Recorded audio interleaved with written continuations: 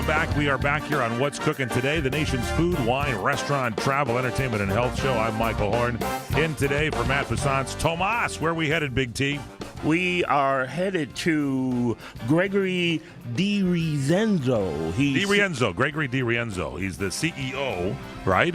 This guy's the head guy, right? Yes. Of Integrative Cancer Centers of America. Exactly. And they are doing some interesting things in the treatment of cancer. Gregory, welcome to the broadcast. Thanks for having me, Michael. Gregory, give us some background on you. Have you always been in the medical profession? What's your background? No, for many years I was a banker, an international banker, and then it was sort of serendipitous that I met in 2005 a internationally recognized stem cell physician, and he asked me to begin opening clinics around the world, stem cell clinics, which we did. And then 3.5 years ago, we segued into treating very advanced cancers.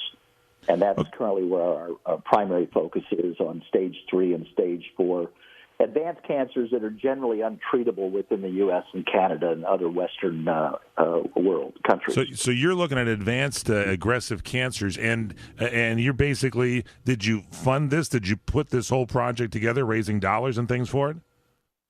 Yeah, the company was internally capitalized. The biggest challenge was to aggregate board-certified physicians in various oncology specialties. For example, interventional anesthesiology and radiation oncology and medical oncology and urology. So I had met many of these physicians in 2005 and 6, and then through them I was able to recruit more specialized physicians over the last 4 years. And so now we have a team of highly specialized, board-certified, cancer-oriented physicians. Okay, so how does this whole thing start? This is different ways of treating cancer. You're located now, you have many of these clinics here in the United States now, but you didn't start in the United States, am I right? Well, no, we're a U.S. company, and we've started building what we call patient intake centers throughout the U.S., Orange County being one, San Diego, et cetera. And then, however, Michael, and this is very important, we've chosen to treat at 3 top hospitals in Mexico purposely, and it's very simple. In the U.S., after the Affordable Health Care Act, physicians, the standard of care, many things have happened that restrict the forms of treatments and the number of treatments that can be offered by American physicians, U.S. physicians.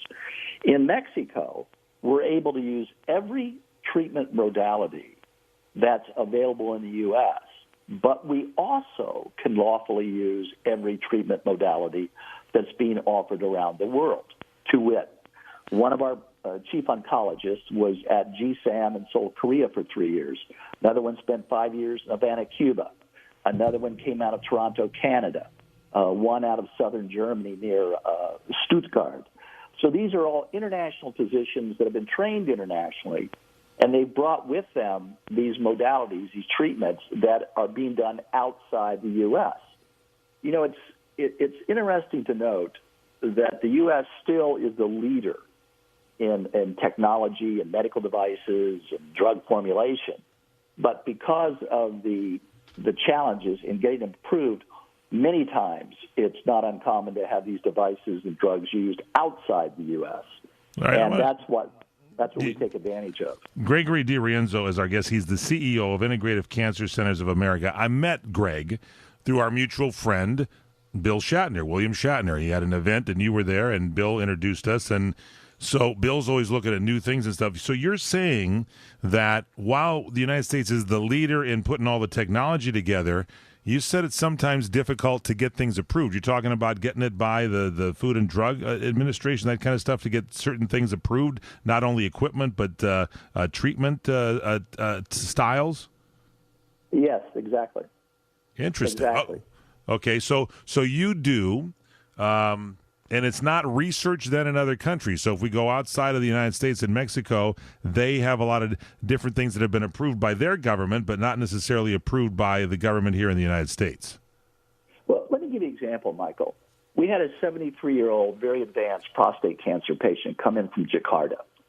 And after our diagnostics and we began treatment, our doctors concluded, that there's a particular drug called Hanvan, and it only comes out of India, notwithstanding the fact that it was originally manufactured in the 40s and 50s in the U.S.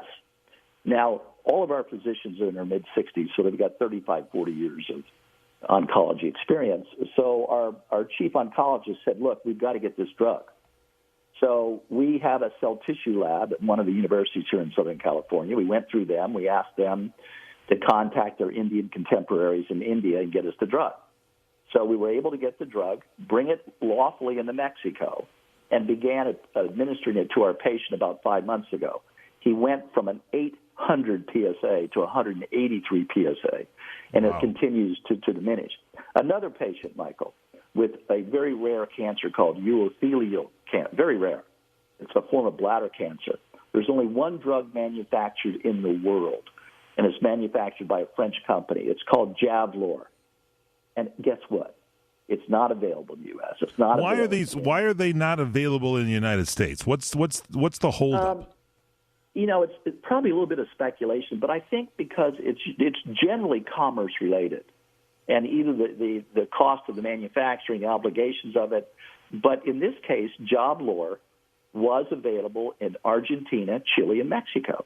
So why is it available in those areas and not here? Obviously, they are able to afford to bring it in. We're not able here. Now, I know there's approval stuff. Does it get hung up in all that kind of approval thing, or is it basically going to be costing more in the United States than it would cost in other areas?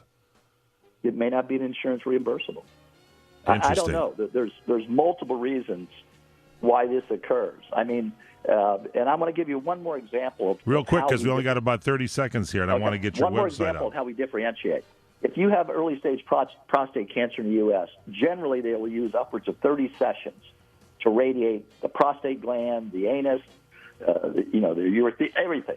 We are able to use 5 or 6 radiation sessions, so we just touch it. We don't burn it. What's your website? Give us the website for more information. www.integrativecancercentersofamerica.com. IntegrativeCancerCentersOfAmerica.com. We want to get you back again here soon, Gregory, because it's very interesting. And this is a study, I know, a discussion that goes on different treatments. IntegrativeCancerCentersOfAmerica.com. Thank you, Gregory DiVerenzo.